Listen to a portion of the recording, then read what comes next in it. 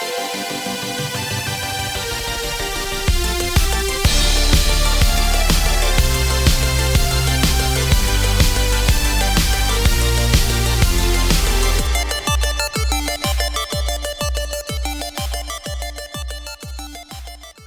everyone, welcome back to the Sports Psych Show. Thanks so much for joining me. Today I'm really excited to welcome Professor Laurence Alison and Dr. Neil Shortland. Gents, welcome to the Sports Psych Show. Hello Dan, how you doing? Hi Dan. I'm really well, thank you. Delighted to have you both on. Now, let's introduce yourself to the Sports Psych Show audience. Neil, why don't you go first? Yeah, sure. So my name is Neil Shortland. I'm a psychologist at the University of Massachusetts Lowell. For the past 6 to 7, 8 years now, I've been studying decision making with Laurence Alison here, and we started off studying the military. And then I think over time have kind of just broadened our horizons and just kind of really started moving to how can we help as many people as possible make as many decisions as possible. And Professor Laurence Alison, this is your second time on the show, return guest. Why don't you reintroduce yourself to the Sports Psych Show audience? Yeah, thank you, Dan. You very kindly had us on before in relation to our book on rapport and communication. But as Neil said, our other area of interest is decision making. I've been fortunate in working with Neil for a number of years now. We've done a lot of stuff with the military, law enforcement, security services.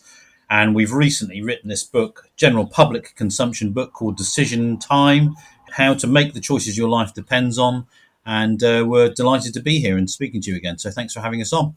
Really excited to have you on. You've written a book, as you say, Decision Time, How to Make the Choices Your Life Depends On. And that's what we're going to talk about today. We're going to go through that book as in-depth as we possibly can and make it as applicable to our sporting audience as we possibly can.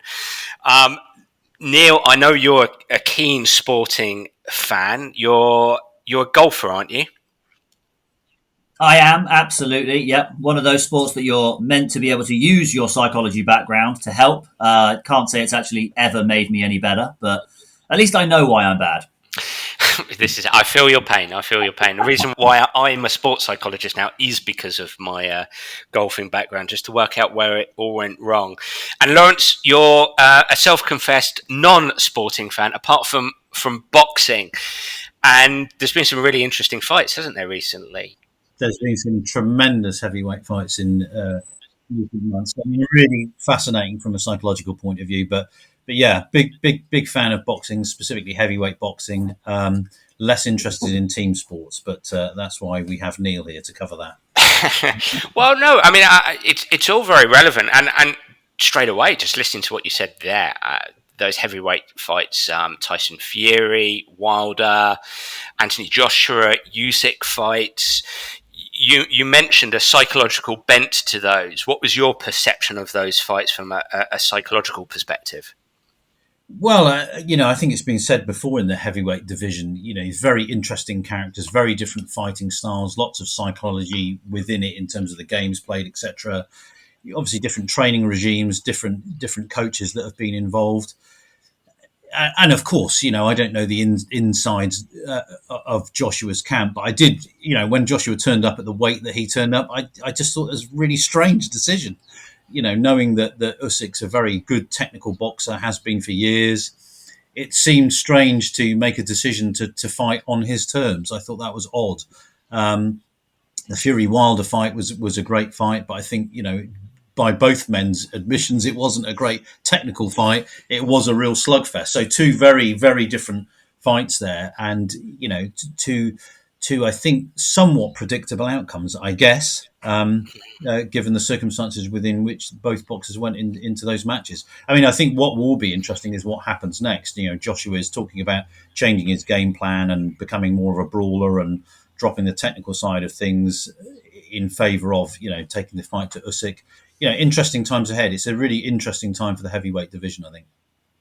Absolutely. And you've mentioned the word of the day there a number of times, Laurence, decision making. And obviously in those camps, the 8 to 12 weeks prior to the fights, there's going to be quite a few very important decisions being made. One of which, as you again mentioned, which was the style in which a boxer chooses to fight. and that has implications for how they go about their training, their physicality, again, as you alluded to there. And so this is really what we're going to talk about, the important decisions that people make, and this book, Decision Time. I mean, let's start with the origins of this book. Take me through that, guys. Neil, why don't we come to you here?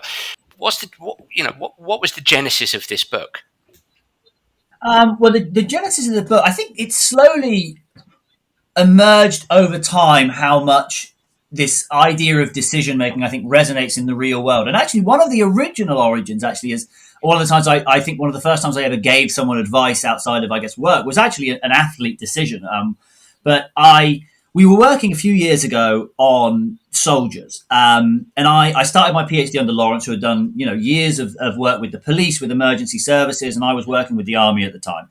And for my PhD, I kind of had this question of, well, what does the psychology of military decisions look like? And so I started just interviewing soldiers. And I just started telling people about, what we were doing, and looking at this idea of what they find difficult and the challenges they face and how they make decisions. You normally get the classic of, I could really do with that in my life. And, I've got really difficult decisions. And so slowly I started kind of, just talking to people and I guess thinking about some of the stuff that was coming out of our soldier work. And so one of the first decisions I remember talking to a very good friend of mine about was, he was kind of coming up through the kind of the soccer academies and kind of just on the cusp really of playing professional soccer. And he was playing for Bournemouth at the time and they were not quite Premier League. And, really this big life decision of his of, do I keep chasing this dream of mine to play for Bournemouth and play professional soccer? Or at what point do I have to think about, if this doesn't work out, where do I end up? And what have I lost if I keep going down this path? And I remember sitting down with him for a couple of hours and thinking about the kind of what the psychology of that looked like. It's not a decision you can answer with experience. It's not a decision that has a rational or best choice right in front of you. And so for a really kind of emergently, I just started thinking about how we can use the science that we're coming up with to help people at these kind of crossroads, and start giving wedding advice to people at one point. And then, I just turned to Laurence, and he'd just written Rapport, which kind of took the work that he'd done in the security world and kind of applied it to help as many people as possible. And we kind of talked like, we think that the same thing here is true about decisions. Everyone thinks of decisions as, Kahneman's biases or two systems or experience. And there's these decisions we all face in life of, I honestly don't know if A is going to be right or B is going to be right. And it comes down to, like Laurence says, training for a fight and changing your style. It comes down to, like I mentioned earlier, it comes down to Tiger Woods changing his swing, Bryson chasing speed.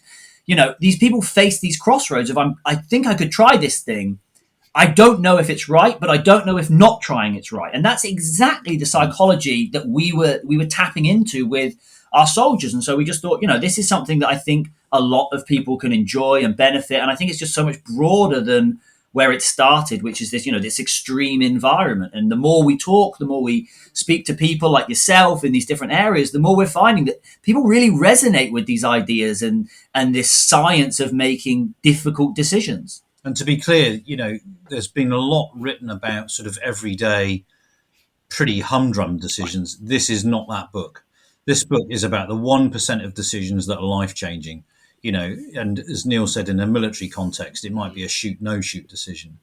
It might be a lockdown, don't lockdown decision. These are big existential crossroad decisions that are often irreversible, ambiguous, uncertain, high stakes. So the book is not about what type of, honey do I want to buy at the shops. It's about, am I going to get a divorce? Should I have another child? These big life-changing decisions that once you're on that particular track, it's difficult to turn back. So, I think at first we were sort of debating whether this was the environment for a sort of, public consumption book. But the reality is, people do make existential decisions in their life that there's no roadmap to help them make those decisions. So that was the sort of origins of it. The 1% of decisions that are life-changing. That's what this book is about. And I'm sure you'd agree with me, gents, that for me, this is rife across sport, whether you're a player, a competitor, a coach, a key stakeholder in a sporting organisation. I can think right now, young tennis player Emma Raducanu has just made a decision about her coaching team. She's chosen a head coach to help her move forward, and that would have been a massive decision for her. We were talking about boxing a few minutes ago. Anthony Joshua now faces a rematch with Alexander Usyk and has to make a decision about the style in which he's going to go about preparing for that and preparing his physical frame. As you've mentioned then, Neil, a young soccer player, footballer, choosing their next steps in their career. As we speak right now, Steven Gerrard has made a decision to move from Rangers to Aston Villa Football Club, which is not an easy decision to make because he's a young manager. He's being successful in his current position. It's a big decision to make. Sporting organisations, I think, a lot behind the scenes at the moment, a lot of, again, soccer clubs, football clubs are making decisions around, well, are we going to have a leader, a manager-led culture, or an organisation-led culture would be one such huge, humongous decision. In fact, sometimes shifting processes and practices 180 degrees after 100 years of doing it one single way. So I suppose reflecting back to you guys, I mean, these are the kind of decisions that you're talking about in this book. Would that be correct? Yeah.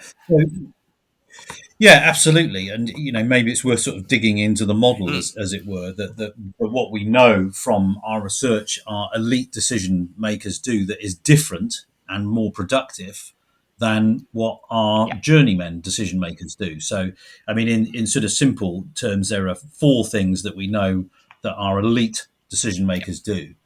And that, we've kind of simplified these into this so-called STAR model, which are: first is stories, second is time mastery, third is adaptation, and fourth is revision. So, I guess we can, if it's helpful to go through those very briefly. What we know that experts do that novices do not is they will spend a realistic and proportionate amount of time understanding exactly what their situation is, and they'll develop a manageable and plausible number of stories or scenarios to capture what it is that they're dealing with. Novices tend to sort of create far too many possible outcomes, or just one. They go from one extreme to the other. So a novice will say, well, the situation that I'm dealing with is definitely an A-type situation and isn't alive to the possibility of it being a B or a C. Or a novice will say, it's an A, a B, a C, a D, an E, an F, a G, a blah, blah, blah, blah, blah. So let's take the Joshua example as one example. I'm sure his camp is sort of thinking, okay, what are we dealing with? What's the situation that we're dealing with in fighting someone like Usyk? And, they should really be thinking about 2 or 3 possible scenarios, not 50. And they should also not be thinking about one. So the first thing is a proportionate, manageable number of possible scenarios. And within that, you want to be thinking about, what am I dealing with? What does this look like?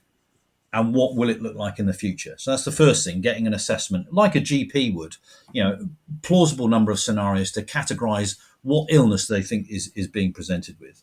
The second thing that we know experts do that novices do not is they appreciate time as a commodity. And I mean, in a military scenario, it's much easier to describe in the sense that, I've got a collapsing window of opportunity. I think it's an A, a B, or a C. I don't have all the full information that I have, but you know what? Given that this window is about to collapse, I'm going to stack my tokens on A. But the point is, an expert will know how much time they have to gather more information. And if they don't have the time to gather more, they will commit.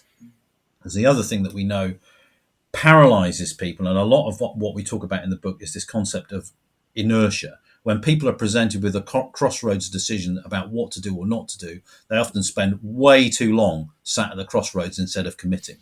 But experts are good at calculating the amount of time that they have got available to them to firm up their situation. Novices don't think about time, or they act too quickly, or they act too slowly. I think on time's a really interesting one. I think in the sporting realm, because I think you can obviously see in a game environment, obviously time is an asset, right? So that when someone's playing the game, time is something that's really, you can see it, and so you can see someone delay, and you can obviously see someone and finite. The really interesting one, I think, is when you think about these kind of decisions at the organizational level. time's more fluid, but you still get these kind of people still can delay and be inert. So I'm a Denver Broncos fan from the good old days of Peyton Manning. But I was reading the other day, they have faced this decision about a quarterback since Peyton left of basically when are we going to take the plunge and rebuild the organization and pick a young quarterback. And over the last, I think, 4 years, they have had, I think, something like 16 or 17 different versions of a quarterback. And so we're watching in real time them just refusing to eventually make the decision that they just have to pick a quarterback and stick with them and build them. And they're trying all of these different things, bringing in Joe Flacco, bringing in Brock Osweiler, bringing in these various flavors. And to me, it's this really interesting kind of time concept at that organizational strategic level. So even though time is so obvious when it's something tactical, when it's a game that's timed, even when you look at these big decisions, these organization decisions that sporting organizations face, they still have to think about time. It's just on a broader concept. And always, at least looking at a lot of the big organizations I kind of observe from the sporting world, you see them get it wrong all the time. Take far too long to eventually commit and know that you're just going to have to rebuild or you're just going to have to make a change. And so you can even see organizations get inertia in their strategic decisions. So with your Denver Broncos scenario there, I mean, obviously we're not inside the organization, but if we take your S&T of the STAR model, the stories and the time mastery, yeah, given that we only know so much of the detail and we're on the outside, but are you saying then, Neil, that a part of the suggestion would be they need to actually generate a more accurate story of their picture, create those 2 to 3 plausible scenarios and act, not so much, it sounds to me, and correct me if I'm wrong, that they're acting very, very quickly rather than taking a step back and trying to assess this in a more accurate manner. So from a time perspective, take a little bit longer. Or am I misreading what you're saying there? No, I think you're absolutely right. I think that every year they seem to be kind of creating these very crude situational awareness, kind of these crude ideas of what they need in order to avoid, I think, the big decision that they're facing, which is that at some point they are just going to have to pick and commit to a single quarterback. And so we're looking at these kind of strategic level decisions. It brings in a lot of the other two elements of the model that we kind of think about, the ideas of adaptation and revision, that they're unable to make the decision to stick to a quarterback and to make the change and to develop and grow as an organization. So what you're seeing is they're just avoiding it. So they're elongating the time that they're taking to make the ultimate decision that they are going to have to make. And you're just watching them kind of fill in the blanks and just pick any available quarterback or any available player solely to avoid the actual decision that they're facing at the organizational level, which is that there has been a unfillable hole since 2016 when Peyton Manning left. And so it's really interesting to see how time at every level of a sports organization, it always is playing a role. And it's just something that very rarely people really drill down and think about their relationship with time, what time means. And like Laurence says, time as a finite thing at every level. I mean, in a way, it's easier if you've got a finite. I mean, if you're boxing, you've got 12 rounds, and you know you're behind on points. You've got to, you've got to adjust rapidly because you know you've got 2 rounds left to achieve a knockout. So, I mean, in some ways, that's an easier decision than what I guess Neil's talking about at a strategic level, where there's no, externally determined deadline by which you have to make the decision. That's often where you see a lot of deliberation and sort of faffing around. That said, you do see in boxing, and I've seen it in football as well, particularly English football. A lack of gear changing, where hang on a minute, we've run into extra time, we're still at a draw, and I mean, not that I know anything about football, but from the occasional matches I've watched, I think, God, why aren't this team changing gears now? They've got 12 minutes to the end of extra time, which will result in penalties, which I assume is kind of a worst case scenario in theory, in that you're putting a lot of extra added pressure, and that comes to this issue of risk appetite as well. We find huge differences in risk appetite for what we call approach or avoid decisions. Some people are very geared towards avoiding a risk and a loss, and some people are less bothered about that. They will risk everything to get the win rather than avoid everything to get the loss. And those are very different psychological mechanisms.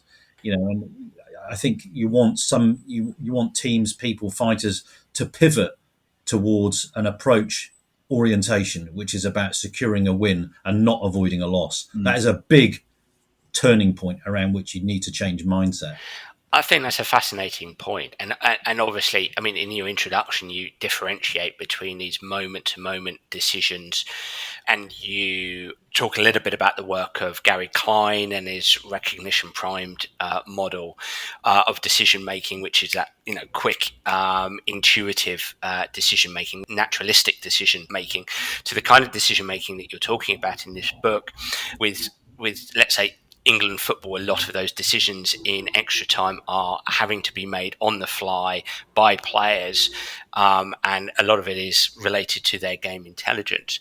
I think, as you're alluding to, what's really, really interesting is these decisions having to be made by sporting organisations that do make a difference to players at ground level.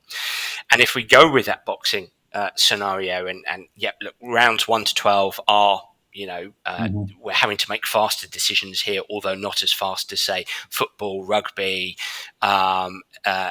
basketball, etc., etc.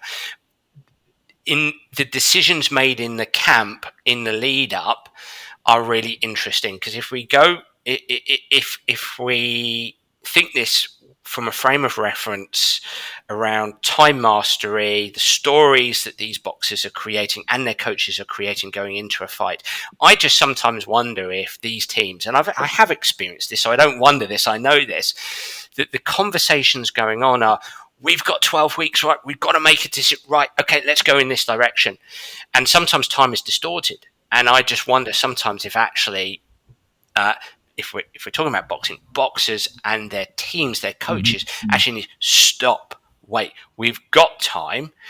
Let's actually broaden out our story here, so we understand. Case in point, potentially being, let's say, Anthony Joshua, and also Wilder, and their perhaps lack of technical ability as compared to the opponents they were against, and the decisions they have to make around that, and just taking an extra few days to make a decision about their style rather than making a quick decision. I'm not saying that they did that, it's just those are the kind of things that they face around their decision making. Yeah, absolutely. You know, it's about putting the brakes on at the right time, and this takes us to the third part of it, which is, if you've created a plausible number of stories and you need more than one, but you don't want 20, if you have the luxury of time in order to be able to gather more information and intelligence in which to firm up one of those two or three, that's great. If you don't, you need to move. And in so gathering that information, the next bit is this ability to adapt. We know all the stuff from confirmation bias and entrainment that people will alight on a particular hypothesis and look for information to confirm. But again, our great decision makers, what they do is they go, okay, I thought it was an A, B, or a C. Now I've gathered more information. I'm pretty sure it's a B. We need to change because we were on the A track. And, to take the boxing example, I find it bizarre, although, of course, none of us are fully aware of what went on in Joshua's camp. It seems weird to me that their strategy from day one was, right, we will learn the technical skills to defeat Usyk, all the chess game thing that we heard about, blah, blah, blah, blah, blah. But at some point, you would think that someone in that camp said, hang on a minute, are we progressing at the speed we need to progress with this? Or do we need to change our tactics and realise that actually this strategy isn't going to get us to where we need to be quickly enough, and we need to adapt from strategy A to strategy B? And then the fourth part of the model is the ability to revise that solution based, again, on the amount of available time left. So if we're 4 weeks into Joshua's camp and we're thinking, yeah, he's skilling up here, but we're not at the level we need to be, and maybe we're not at the right weight, how many weeks have we got to pivot? It might not have been ideal, and we've lost those first 3 weeks, and maybe we should have done it differently at the beginning, but we're going to have to change strategy here because this is not going to get us to where we need to be in the time that's left available.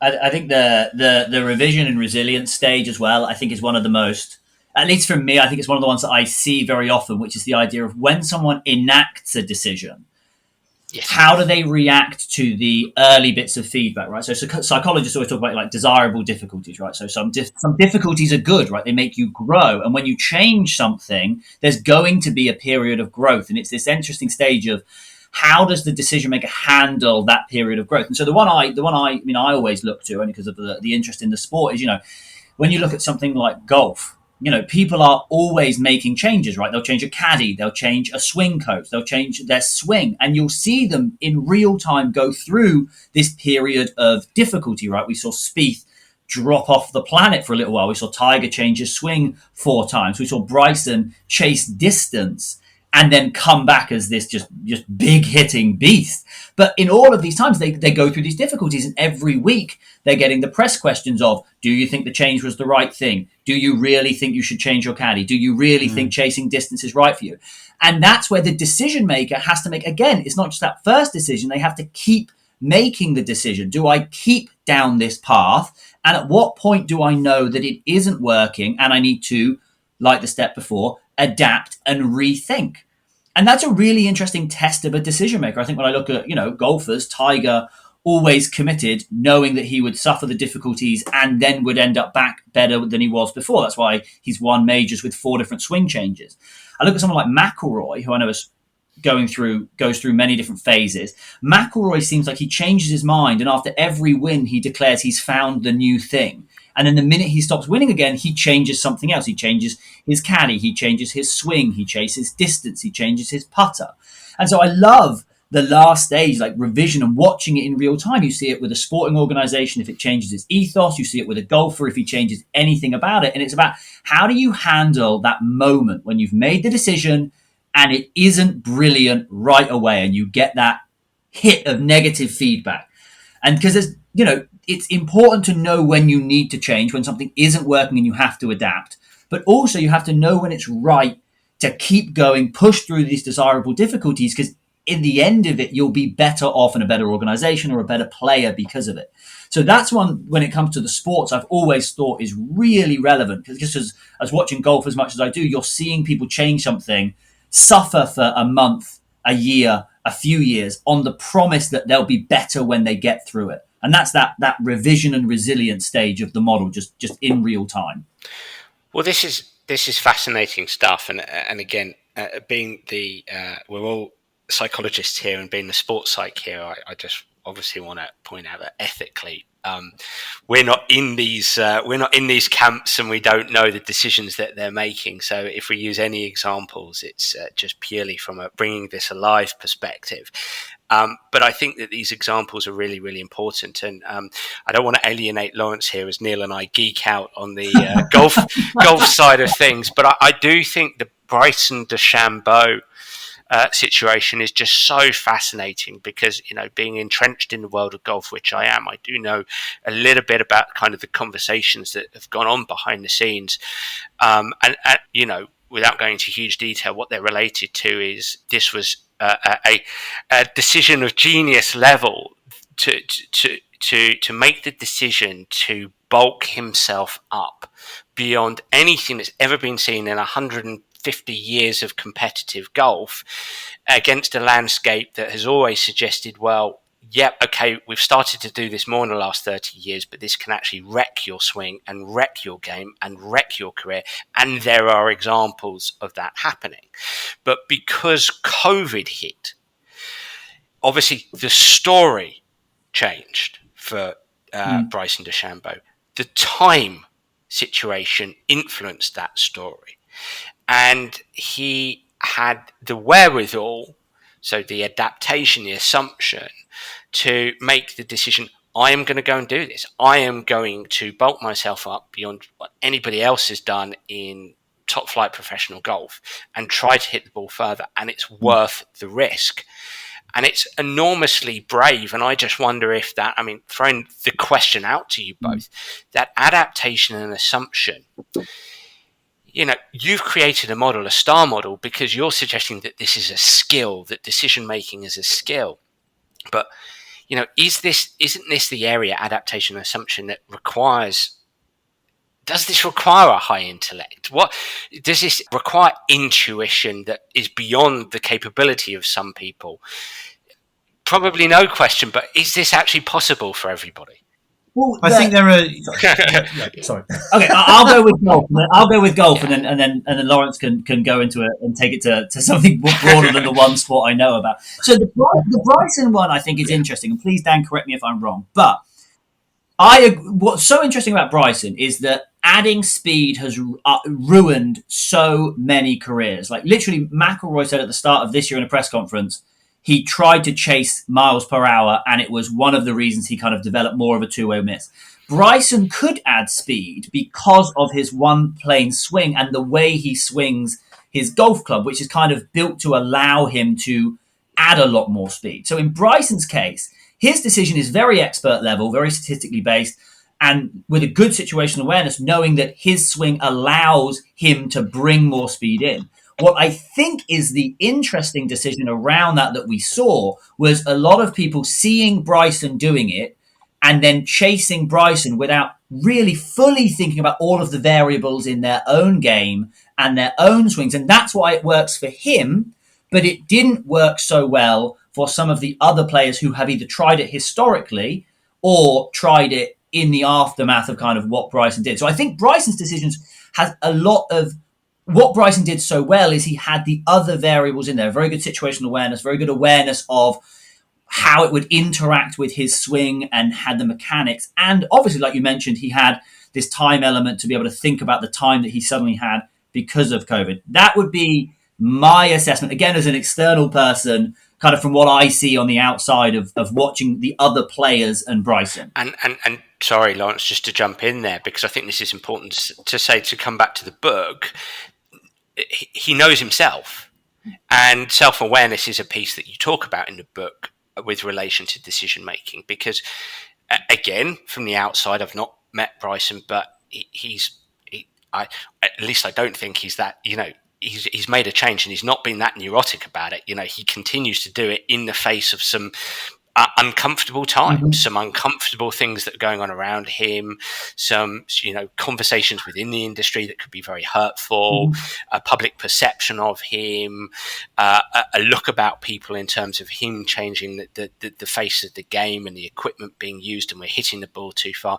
But he's shot some bad scores. He carries on going, whereas so he knows that he can accommodate those uncomfortable situations, whereas others, as you said, well, I chased the miles per hour, and as soon as that ball goes off the planet rather than down the middle, oh, well, this doesn't suit me, I can't do this, and then that's it, they back off. So there's a knowing yourself element as well as the context as well. I mean, that I'll just the last point I'll add on this golf. There's two elements in there that are absolutely in the book that you hit on perfectly. The first is what basically his tolerance and resilience. And in the book, we talk about kind of persistence, we talk about grit, but dealing with that negative feedback, trusting that you're doing it for the right reasons. But that all comes back to, before we even put the STAR model in the book, the chapter before it is called Know Thyself. It's know what matters to you, know why you're doing this, know what value is driving your decision. And Bryson was, and I think you're right that it was statistical and it was scientific the way he went around it, but he knew that if he got the distance, it would be an advantage. And he proved it with the US Open he won. I know I can just blast it, and I know that the distance will get me close enough that I've got a wedge and I'm out of the rough. And he knew it would work. And so it's about, when it comes to committing to the decision, it's often driven back to knowing why you made that decision. What value were you enacting? What value was driving you? And that, I think, is why Bryson was able to commit through, like you said, so much negativity, both in terms of the early performance and then the commentary and the industry around him. And I will stop talking about golf until it comes up in the next question. Laurence, I don't know if we've gone beyond the point that you wanted to make, but you were wanting to make a point. Yes, let me just remind myself of what I was going to say. I think the question before the last question was something to do with, is this a skill that can be learned? Yes. So there's a couple of things to say there. One, as you've sort of vividly brought to life in your golfing examples, gentlemen, it is about knowing yourself. And we know certain attributes that make people more or less likely to behave in certain decision type ways. So, for example, if we take Neil is ridiculously fast at making most decisions most of the time, which can be an asset but can also be very bad. So, and part of the reason that he's like that is because he varies on a couple of different dimensions that we found in our work do make a difference to the speed with which you make a decision. So one of them is what we call maximizing and satisficing. So an extreme maximizer will always look for the best solution, and a satisficer will always look for the least worst solution. That's a bit of an oversimplification. But what you tend to find is maximizers, when presented with a problem where both outcomes look bad, will not make a decision at all because they want something nice to happen, and that's just not possible. Whereas a satisficer will go, okay, both of these options look bad. This is the least bad. We're going to go with that. So that's the first thing. And in the book, we talk about how to establish whether you're one or the other. And it's not quite binary, it's on a scale. The second thing that we know makes a difference is this individual difference called need for closure, which essentially is how tolerant you are of ambiguity. Now, both Neil and I are ridiculously tolerant of huge amounts of ambiguity, which makes us amenable to and not uncomfortable with situations which are uncertain and unpredictable and so forth and so on. But within that, there's a subcategory of decisiveness which goes against need for closure. It's a sub attribute of it that's important. Now, without getting too sort of complicated here, one of the things that we found with our best military decision makers is that the best people are able to do seemingly two contradictory things. They are slow at the outset, they're slow at the situational assessment bit of the model, and then they're very, very quick with the rest of it. So it's a bit like saying the difference between, let's take imaginary person John, who makes exactly the same amount of time to make the decision as Andrew, but John spends a lot of his time deliberating about the options and not much time deliberating about what he's dealing with. Andrew makes exactly the same, takes exactly the same amount of time, but spends a lot of time assessing the situation. And once he's assessed it, smashes out the rest of the model. And that, we know, is the best way of making decisions. That is what discriminates the elite from the less good.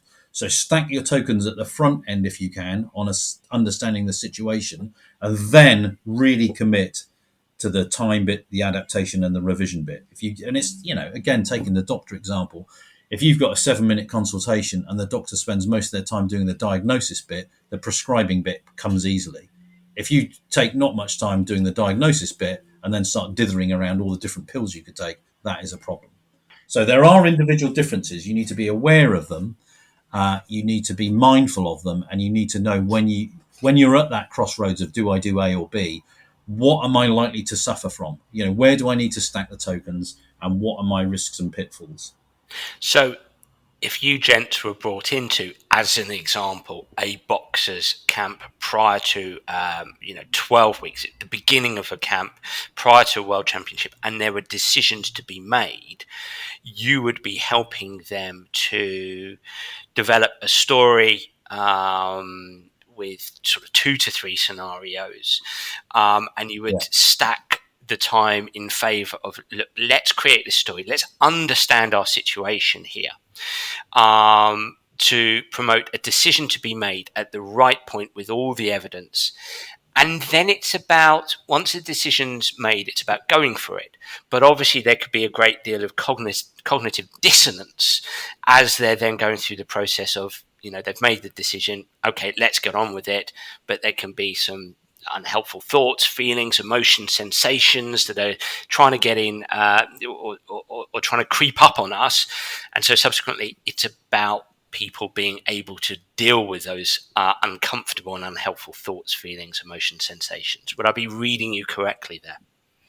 Yeah, you need to do the full calculation of, right, we're going to spend quite a bit of time, a proportionate amount of time, understanding what it is that we're dealing with. We will calculate within that time frame a get out clause by which, if we think we've started to go down the wrong route, we've got a reversible route to go down, if that makes sense. So in other words, we're going to spend a fair bit of time sussing out whether we've got an A, a B, or a C. Yeah.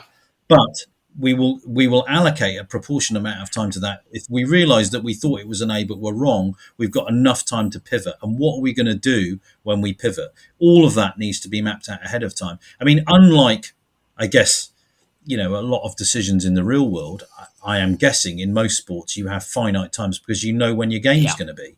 You know when your match is going to be. You know what your training camp is going to be. You know how long the game is going to be.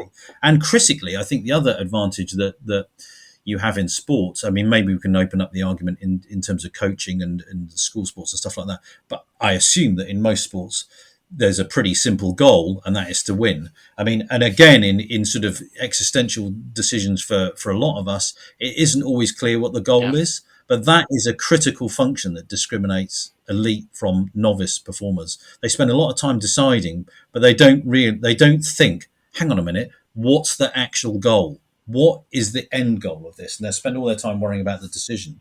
So, if your goal's to win, you've at least got that bit of the decision making sorted. But then again, I mean, I do wonder whether with some sportsmen or some sportswomen or teams or whatever, they are really focusing on the idea of winning. And maybe at school matches that isn't appropriate, but certainly at high performance elite athletes, I imagine there's a pretty simple goal, and that's to defeat the opponent. But I think there's with sports, and I think if I was looking at the strategic decision making, the one nuance I would add, I think, is when it comes to you're making the decision to win.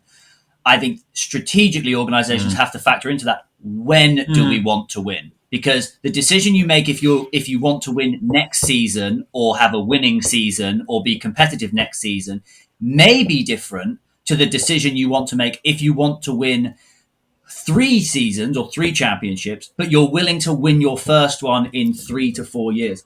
So I think that that's what it means about being really clear what the goal is. And I think in a fighter, it's obviously win the match, right? If it's win the tournament, but at the strategic level, I think when you're thinking about an athlete putting together a career or an organization, sometimes they have to ask, when do we want to win?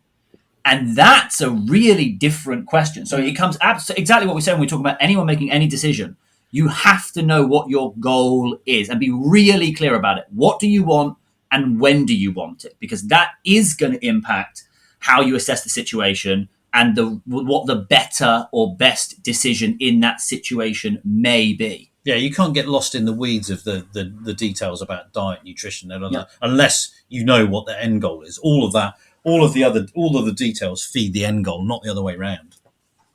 But I think what you're both talking about here is actually really, really pertinent, especially in the world of football, soccer, at the very elite end, or at the professional level, and even in the amateur level as well, where competitiveness is still rife. And I think what floats around people's objectives, let's say when a new coach, a new manager, a new head coach comes in, is, well, we want to win. As you're both pointing out, but Laurence, as you've pointed out, it seems obvious that this we want to win objective is there.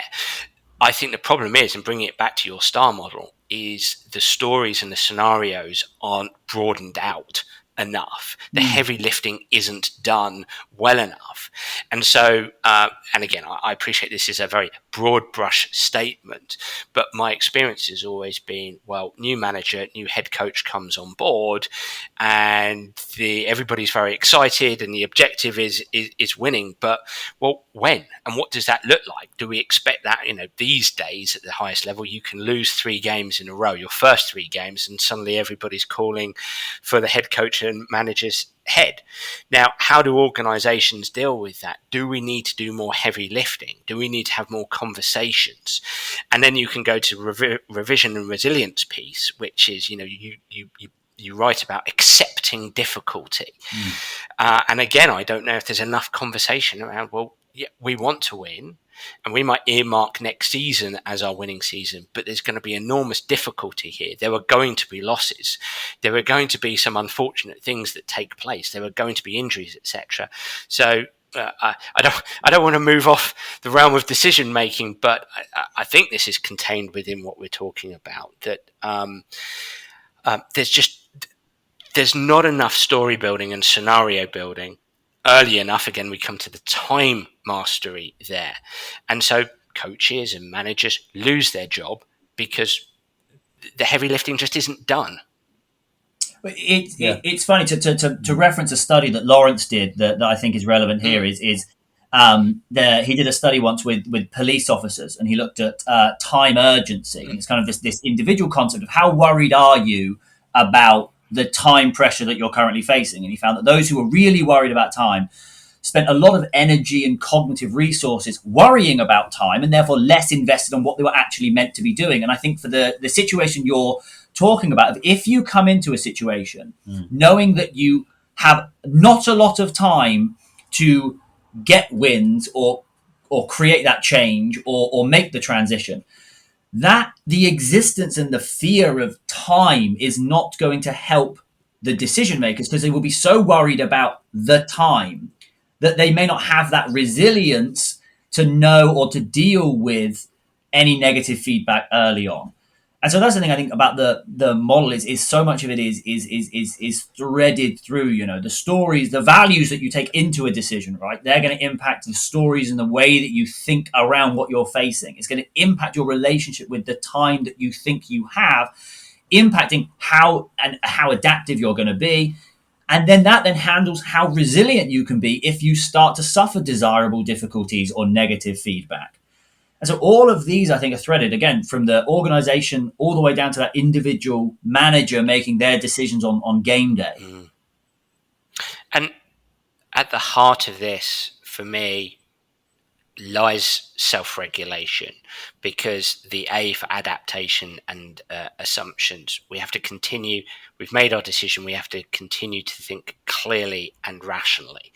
Otherwise, we're not going to act upon our decisions effectively.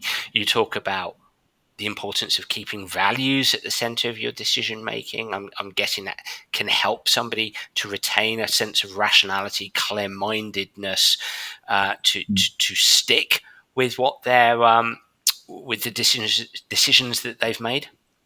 I think a really good sporting example, and I'll try, but no, I think a really good sporting example, if you think about values, right? So one of the moments I was watching The Last Dance, the Netflix series about Michael Jordan's last season, right? And so in The Last Dance, you have this really interesting decision in the last game, right? Which is the kind of the clear decision would normally just be to get the ball to MJ, who is the heart of the team. He's Michael Jordan.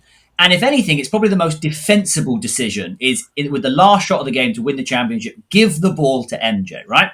And I would call that kind of, if you were being avoidant and you wanted to avoid blame, give the ball to MJ. And it's going to be, if it doesn't go right, it was probably, we'll just blame Michael Jordan. But the coach did the right thing. He gave the ball to MJ, and that's what you're expected to do. He actually did the complete opposite, knowing that MJ would be covered. And he passed the ball out to Steve Kerr, who then made the game-winning shot and wins the championship. Right now, that decision is really adaptive, right? Completely changed the game plan from what they normally do, but it's driven by a clear goal, which is what's the best decision to win the championship.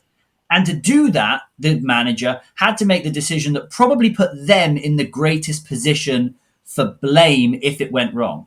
And what's interesting about that decision is it's exactly the same decision. I mean, obviously, as someone from Boston, I'm surrounded by the New England Patriots. They still talk about the game against the Seattle Seahawks, where on the 2-yard line in the last play of the game, they didn't give the ball to Marshawn Lynch. And it didn't work. They tried to do the passing play. It was intercepted in the end zone, and the Patriots won the Super Bowl. It's the exact same decision. And the manager got so much blame for not giving it to Marshawn Lynch. And obviously he had his strategy. He obviously had his tactics. He obviously made the decision. But it's a really interesting moment of time where they're really putting against, there's this safe decision that everybody expects me to make. But if my value is to win, I have to be willing to take the difficult decision and take the risk and be okay if it goes wrong. And obviously 96, it went well. Steve Kerr makes the shot, and we know about the MJ story. And then we know in 2000, can't remember the year of the Super Bowl, exact same decision, exact same strategy, exact same value, didn't work out. And, Pete Carroll has been, talked about ever since as one of the, quote unquote, they're saying, that's viewed as a bad decision. And it's something that we always talk about in our book, and we talk about in the psychology of it, but we really focus on the decision-making process. And sometimes you have to separate the process from the outcome, because in these really high uncertainty decisions, there's no guarantees of winning. There's no guarantees of goods always. But there is a difference between a good decision-making process and a bad decision-making process. And a lot of it comes down to values and adaptation. You certainly don't want to be worrying about the accountability for the decision the next day. You want to be worrying about, is it the right decision for this moment in time? And that's what we've seen in police samples before, where, they take their eye off, well, it's using a sports metaphor, they literally will take their eye off the ball because they're worried about what the decision will look like in the Daily Mail headline the next day. Well, that is a massive problem.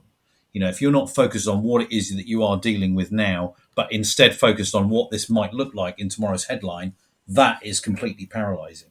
So, that accountability piece, has got to be massive in sport, right? Huge sums of money that are related to whether you win or lose. But if you're worried about the headline, you're probably focusing on the wrong thing. Well, just for the last few minutes, you said something interesting there, Neil. I actually just want to step away from sport for a second, because what you said is that you've got to be okay if it goes wrong.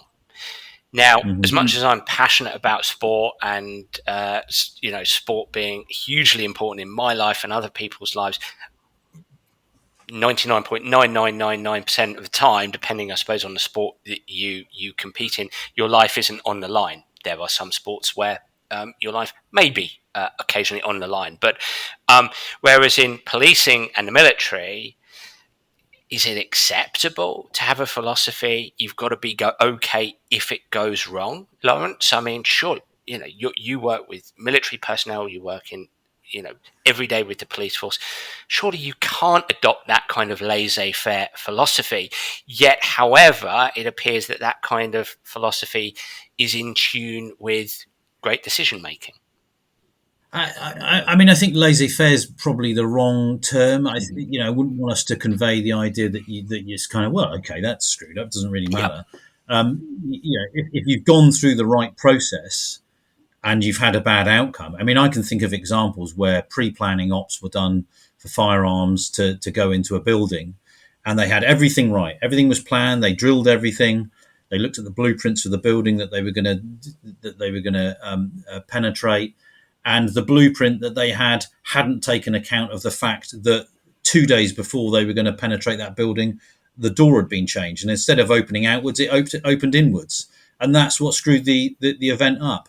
And I'm thinking of a particular operation, which obviously I can't mention. But the guys and girls that were involved in that incident, pre-planning, spot on. Bravery, courage, resilience, what we're going to do, how we're going to do it, drilled, superb. Someone had put a door on a different way the day before, and you can't account for that. Things, the world is chaotic, and it's perfectly normal, natural, and everything else that because that event didn't go the way they wanted it to and they lost someone, people are going to suffer for that. They're going to feel bad. They're going to beat themselves up. We know about everyone's been through a hard time over the whole COVID thing, but in police ops, you're losing people potentially and things are going to go wrong. You're not going to feel great about it, but you do at some point have to be assisted in drawing a line under it and not perpetually beat yourself up, because you owe it in the next event that you're going to be going into to be the best that you can be, and accepting that sometimes things go wrong. Accepting it and thinking it's okay is not right, but not bringing it into your next piece of work is also the not the right thing to do. You can't punish yourself forever over a loss that wasn't your fault if you'd gone about it the right way. Yeah, I think I just it's really good. It's a really good question and a great point. That I think that a lot of this idea of being okay if it goes wrong. So in the book we wrote prior to this, it was a book called Conflict: How Soldiers Make Impossible Decisions. And so this psychology of this comes from moments in which people have no guarantee that A or B will either one could result in death. And we interviewed soldiers in which they literally had to make decisions where they didn't know if this was going to be the one that gets their soldiers killed. And both outcomes were bad. So there was no good outcome. There was only a least bad outcome. And so the question is, you have to be able to make a decision, and how can you make that decision in a way that will be most protective to you and make sure that you are the most okay you can be regardless of the outcome. Now, that obviously isn't a soldier context, but one of the things that Laurence just mentioned that I think is very relevant is, for example, with COVID, a lot of people have been making difficult decisions about, I made a decision about getting married virtually, right? No version of that is going to always be perfectly okay.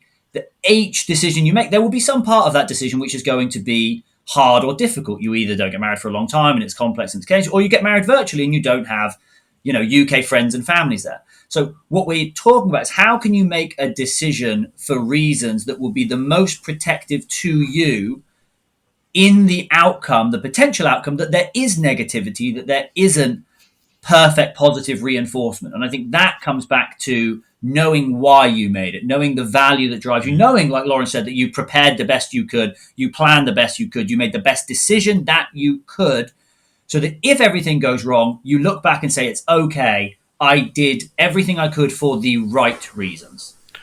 If that makes sense. We have to build the capacity to make decisions around shades of grey. We can't always wait for the black and white, and then we have to be okay with that decision. Agree, and that's what Laurence talked earlier about maximizers. Maximizers are waiting for the world to tell them which one's good, which one's bad, which one is right, which one's wrong, and that's not always the best decision mode to be in. Sometimes, great decision makers are able to embrace grey. They're able to embrace risk. I mentioned it earlier. Tiger. I think if you spoke to Tiger Woods, I wonder. We're back on golf. If you spoke to Tiger Woods and you said, were you okay changing your swing? I think he'd say yes. Even if it hadn't worked out well, even if it led to the injuries that he had, he'd probably say, yes, I was okay with it because I was making the right decision for the values that I held. Yeah. And I think that's what a lot of this comes down to. Yeah, and so your Tiger story there really emphasises, Neil, doesn't it, the importance of setting your values in order to make effective decisions, that there is a real strong relationship there.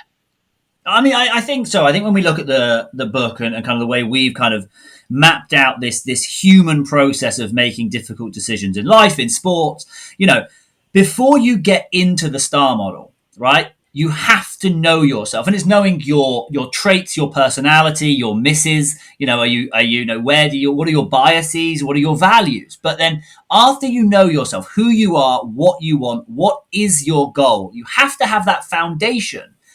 And then you can start to progress through the STAR model. And still there's the different stages, where you have to be good again. You have to get the situation right. You have to know time. You have to be able to adapt. And you have to be resilient when you need to be. But all of this is on that foundation of what do you want? What are your goals? What is the most important thing to you in this decision? And that's really the foundation. Yeah, we talk about a lot about what we call sacred values, the things that are non-negotiable, and those are the things that you need to prioritise. You're going to need to give up the so-called secular values that are important but not sacred.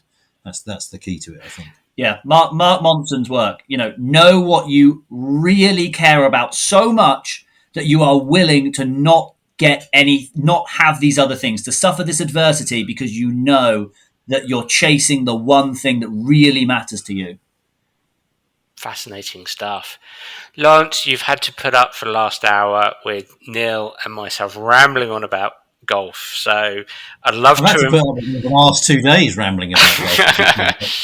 I feel your pain. Well, he's about to jet back to America now, aren't you, Neil? So you can be golf free, Laurence, for a little bit of time. I'd love to give you the last word here. I just think this is fascinating, and I think your STAR model. I love models because I just think they give, by very definition, I think human beings require frameworks. There's great scientific underpinning here, and having a framework to decision making and important decisions, not just the minute-to-minute decisions, but real life-changing decisions. When, as we outlined earlier and have outlined through the show, Steven Gerrard leaving Rangers to go to Aston Villa, a boxer staring in the face of 12 weeks of training to try to regain their world championship, a golfer talking with his or her golf coach about changing their swing. A parent of a young soccer player who wants to go get a college scholarship. What's the best place? What's the best process to go through? Grassroots clubs making decisions about their curriculum. This book is so relevant for these challenges. And there's not going to be a question, Laurence. I just want to bring you back in to give us a last thought here about whether it's the STAR model or, utilizing this for sport or just in general. What's the most important things in this book? I mean, you alluded to it in what you said there, Dan. This is a framework. It's not perfect, but frameworks are useful devices to hang your thoughts on, to structure the way you're going to approach a problem. And, very much like the rapport book that we spoke about before. There's no perfect solution to every eventuality. No. But the book is one opportunity for readers to engage in a process which is backed up by science, has the empirical evidence behind it, is written hopefully in a palatable, lively way with some examples in it.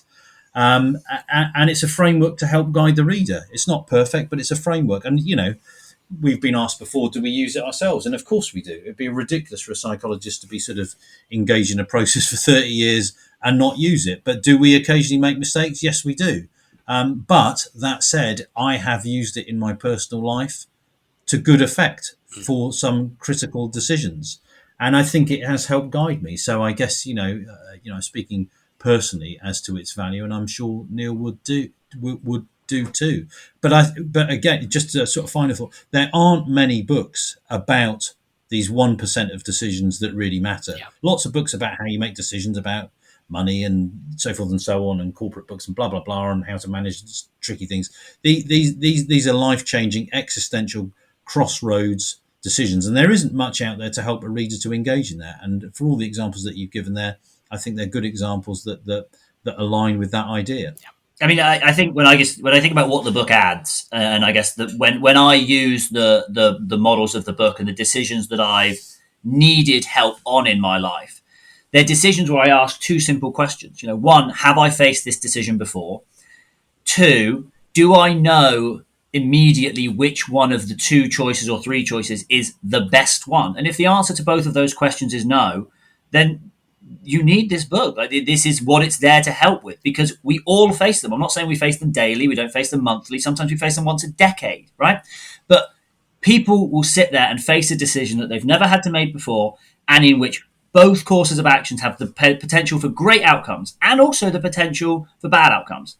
And the current models don't always help with that. And that's literally what this book is about. It is about when you hit the crossroads, this is what you need to be thinking about: yourself and the process. And I think that's why, I really enjoyed writing. And the more we talk to people, coming and speaking to yourself, speaking to friends, people always talk about how they face these decisions. They always have that decision that comes to mind. I remember that one time I faced this exact kind of decision.